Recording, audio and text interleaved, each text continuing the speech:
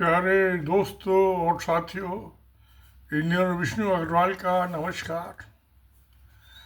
आज मैं एक बार फिर part 3 trilogy of India that is Bharat. मैं 3 पार्ट की मैंने बताया था सीरीज पास्ट, प्रेजेंट और फ्यूचर। तो मैंने पहले में पार्ट में पास्ट, सेकंड पार्ट में प्रेजेंट 15 अगस्त को कल, और आज में फ्यूचर 16 अगस्त। आज का दिन वैसे भी 16 अगस्त जो है बहुत इम्पोर्टेंट है, क्योंकि जो महाभारत में बहुत एक इम्पोर्टेंट रोल प्ले किया कौरव पांडवों के बीच में निगोशिएशन, समझौता, डिप्लोमेसी, बार्गेनिंग, वो भगवान कृष्ण ने की थी। तो आज का दिन भगवान कृष्ण के जन्म, जिसको जन्माष्टमी बोलते हैं, वो मनाया जा रहा है। तो आज ये जन्माष्टमी जो दुनिया का और इतिहास में सबसे बड़ा डिप्लोमेट, निगोशिएटर और पॉलिटिशियन, उस पर ये आज मैं पार्ट 3 बना रहा हूँ। अब इसको मैं 2 हिस्सों में डिवाइड करता हूँ, डोमेस्टिक पॉलिटिक्स और फॉरेन पॉलिटिक्स। डोमेस्टिक पॉलिटिक्स में पहले 1915 में हिंदू महासभा बनी थी, अखिल भारतीय हिंदू महासभा। उसका जो अफगान औरतों के साथ गुम का मेला लगाते हरिद्वार में, वहाँ इसकी स्थापना हुई थी। और जब वहाँ पे जो था, कुछ अफगान औरतें जो बड़ी पर्दानशी होती हैं, तो वो सब व्यापार के लिए आते थे फैमिली। तो वो सुबह सुबह जल्दी नहाने चली गई। तो वहाँ कुछ इनके हिंदू महासभा के आदमियों ने उनकी औरतों के साथ बदसलूकी की। अफगान जो आए थे उन व्यापारी उनको लूटपाट की। नतीजा ये निकला कि अफगानिस्तान 1919 में इंडिया से अलग हो गया, डिवीजन हो गया। पहला डिवीजन जो था अफगानिस्तान का था। उसके बाद दूसरा डिवीजन हुआ इंडिया का जब ये आरएसएस बना 1925 में। तो बौद्ध गया में सारनाथ, गौतम बुद्ध का जो वहाँ मंदिर का प्रस्ताव था, ये जापानी बुद्धिस्ट हैं, चाइनीज, तिब्बती सब बुद्धिस्ट हैं, थाईलैंड वगैरह में। तो वो लोग तीर्थयात्री रहते थे। तो आरएसएस के कुछ हिंदूवादियों ने उनके साथ बदसलूकी की, उनकी पिटाई की। और बर्मा भी बुद्धिस्ट है। तो फिर बर्मा ने कहा कि हमारी कल्चर और इंडिया की कल्चर अलग है, हिंदू कल्चर अलग है। तो 1936 में आरएसएस की जो नेता थे, उनके मिसकंडक्ट और बदमाशी, गुंडागर्दी की वजह से जो थी, ये बर्मा अलग हो गया इन हिंदूवादियों की वजह से। बुद्धिस्ट तो गौतम बुद्ध को अपनी यहाँ की पितृभूमि, पुण्य भूमि मानते, उनको भी अलग होना पड़ा। तो वो आगे जो सिलसिला गुंडागर्दी बदमाशी का चला, हिंदू महासभा को बने हुए, आखिर में हिंदू महासभा तकरीबन आस्ता आस्ता खत्म ही हो गई। गुंडागर्दी में आरएसएस हिंदू महासभा का कंपटीशन होता था कि कौन ज़्यादा हिंदूवादी है। नतीजा ये हुआ कि आरएसएस जो हिंदू महासभा तो तकरीबन खत्म ही हो गई। 49 में रामराज्य परिषद होती, जिसका तीर कमान होता था चुनाव चिन्ह, वो भी खत्म हो गई 2-3 साल में। और आरएसएस को 99 साल हो गए, 99 साल चल रहा है। अक्टूबर में दशहरे से उनका 100वां साल चालू होगा। मुझे ये दिखाई दे रहा है, क्योंकि ये पॉलिटिकल ऑर्गेनाइजेशन है, माने या ना माने, असलियत ये है। और इसका जो है मोटिव एंटी मुस्लिम, मुसलमानों को मारो, उनसे नफरत, मुसलमानों से, ईसाइयों से नफरत, सिखों से नफरत। और अब तो ये एक्सपोर्ट कर रहे हैं आतंकवाद सिखों के खिलाफ, खासतौर से जो कनाडा में हत्या हुई निज्जर की, अमेरिका में अटेम्प्ट टू मर्डर हुआ पन्नू का, इंग्लैंड की वहाँ की पुलिस ने इंटेलिजेंस विंग ने, होम डिपार्टमेंट ने और वो पार्लियामेंट की पैनल ने कहा कि ये यूके के अंदर यूनाइटेड किंगडम में गुंडागर्दी कर रहे हैं। तो जो इंडियन गवर्नमेंट का 70,000 करोड़ का सीक्रेट फंड है, उसका इस्तेमाल इन कामों में हो रहा, आतंकवाद के एक्सपोर्ट में इनके अच्छे नतीजे नहीं निकलते, क्योंकि सरकार ने वो इससे ज्वाइन कर लिया। सरकार तो आरएसएस की है। तो मुझे दिखाई देता है कि अब मैं आज भविष्य की बात कर रहा हूँ, फ्यूचर। पास्ट और प्रेजेंट की मैं बात कर चुका हूँ, तो मुझे फ्यूचर में दिखाई दे रहा है कि इस 99 साल के ख़त्म होते होते आरएसएस और बीजेपी में गुत्थम गुत्था होगी और दोनों का डिवीजन होगा। लड़ाई में तो हमेशा नुकसान ही होता, किसी का फायदा तो होता नहीं है। हालांकि नरेंद्र मोदी ने, उनके प्रचारक ने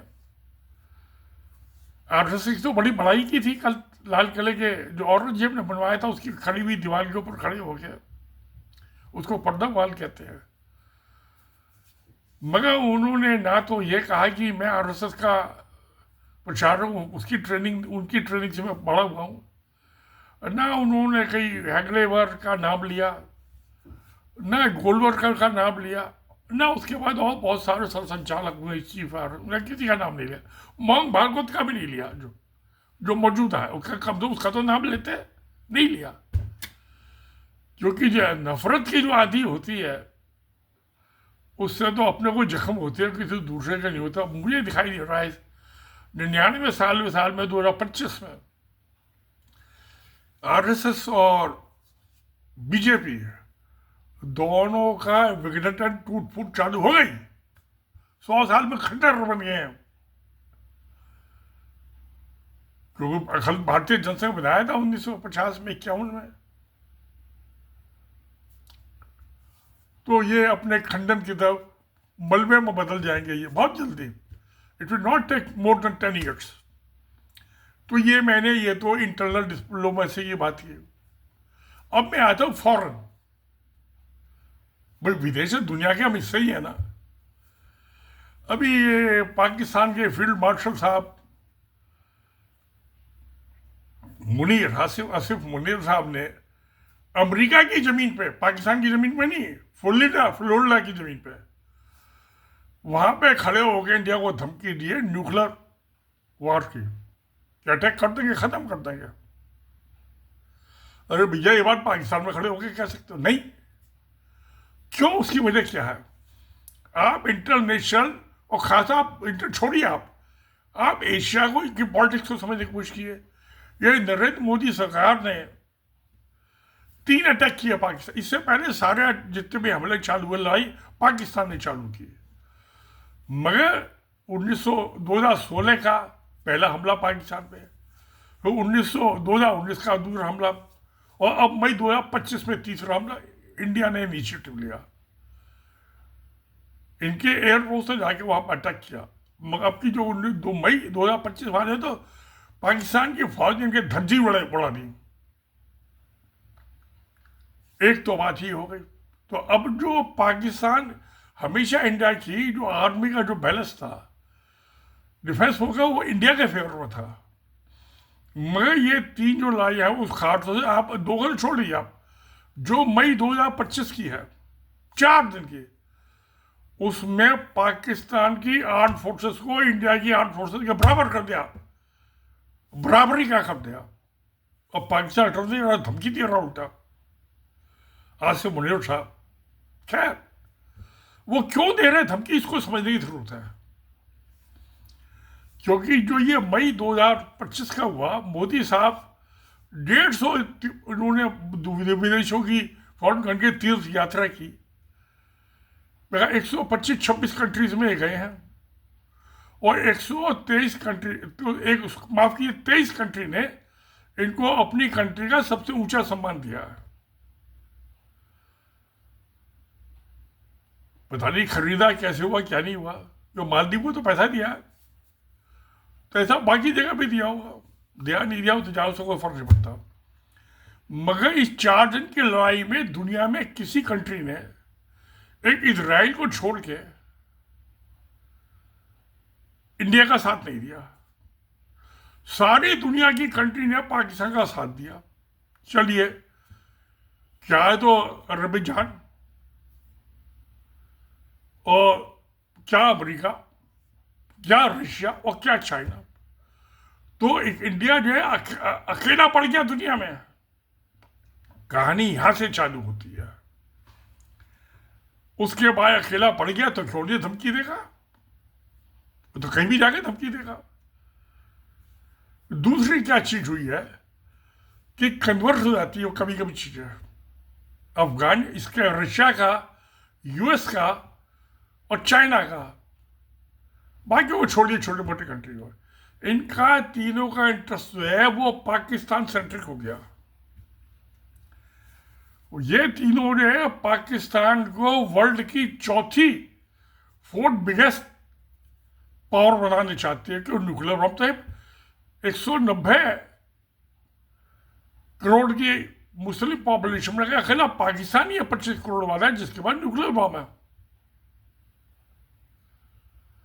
तो उसी का, उसकी मदद देनी पड़ेगी। छोटे मोटे बदमाश को छोड़ो, बड़ा बदमाश छोटे बदमाशों को अपना ठीक कर लेगा। एक तो चीज ये हुई है। दूसरी, यूएस के प्रेसिडेंट डोनाल्ड ट्रंप साहब बड़े तजुर्बेकार आदमी है। वो पहले 4 साल व्हाइट हाउस के अंदर बैठे, फिर 4 साल व्हाइट हाउस के बाहर बैठे, अब फिर 4 साल फिर व्हाइट हाउस के अंदर बैठ गए। तो बड़े तजुर्बेकार आदमी है। यूएस के ट्रंप जो है वो बड़े तजुर्बेकार आदमी है। तो ये रशिया के पुतिन साहब और चाइना के शी जिनपिंग भी बड़े तजुर्बेकार आदमी है। ये 3 अक्लमंद आदमी मिलके कभी, अब तो एक ही सर, क्योंकि अमेरिका तो कभी वर्ल्ड में पुलिसमैन रहा ही नहीं। सेकेंड वर्ल्ड वॉर के बाद उसको वर्ल्ड का पुलिसमैन बनना पड़ा। उसका नतीजा हुआ कि पैसा खर्च करना पड़ा सब जगह। लड़ाइयाँ खत्म कराने में पैसा सबको अमेरिका को देना पड़ा। नाटो कंट्री अपनी आर्मी भेजी, उसका भी खर्चा अमेरिका ने दिया। 20 साल अफगानिस्तान में लड़ते रहे। तो सबसे पहले ट्रंप साहब का जो नतीजा है उनका सोचने का ढंग, जब उन्होंने अफगानिस्तान से अपनी आर्मी बनाने का समझौता किया 20 साल रहने के बाद। दूसरी चीज क्या हुई इसी टाइम में, ये 1990 में रशिया डिसइंटीग्रेट हो गया, 15 कंट्री बन गई। जो सेंट्रल एशिया की कंट्रीज हैं उनमें इकोनॉमिक कोऑपरेशन ऑर्गेनाइजेशन बनाया, ईसीओ, जिसका ईरान भी मेंबर है, अफगानिस्तान भी मेंबर है, पाकिस्तान भी मेंबर है, और 6 जो रिपब्लिक्स है सोवियत यूनियन के वो भी उसके मेंबर हैं। और उसमें अजरबैजान 2 कंट्री बहुत बड़ी कंट्री हैं। तो उनकी सदारत उनका भी इसको सौंप दो पाकिस्तान को। मुस्लिम कंट्री है वो सब, तो जो बड़ा बदमाश है इसको सौंप दो, सदारत चौधरी से बना दो। दूसरी, अभी जो ये 19 माइल 27 माइल का जो कॉरिडोर बना रहे हैं आर्मेनिया में, अजरबैजान ने पाकिस्तान का सपोर्ट किया था। यानी कि तकरीबन 37-38 किलोमीटर लंबा, उसमें इतनी मजबूत बनाने के साथ कि हवाई जहाज में फाइटर प्लेन में उतर चढ़ जाए। वो समझौता करा दिया ट्रंप साहब ने व्हाइट हाउस में बुला के, और उसका नाम भी रख दिया ट्रंप रूट और पीस एंड प्रोस्पेरिटी, जो मैंने कल के वीडियो में आपको बताया था। तो इस तरह से सेंट्रल एशिया, पाकिस्तान को उसकी सदारत दे रहे हैं चौधराट, तो वही nuclear power weapon powered country है। दूसरा, ये मिडिल ईस्ट, वहां पे 19 पुलिस पोस्ट है अमेरिकन आर्मी की, एयरफोर्स के उनके, मगर वहां पे सऊदी अरबिया, उसमें 2 ब्रिगेड जो हैं, जब 1979 में जब वहां कुछ बदमाश जो थे मक्का में काबा में घुस गए थे, तो उसके बाद एक ब्रिगेड जो उसका काम मक्का काबा को प्रोटेक्शन है, दूसरा रॉयल फैमिली को प्रोटेक्शन देना है। तो वहाँ ऑलरेडी उनकी 2 ब्रिगेड्स हैं, और उनके ऊपर एक लेफ्टिनेंट जनरल है, मेजर जनरल है, वो तो होते हैं। लेफ्टिनेंट जनरल तो कभी कमाए के जाते होंगे।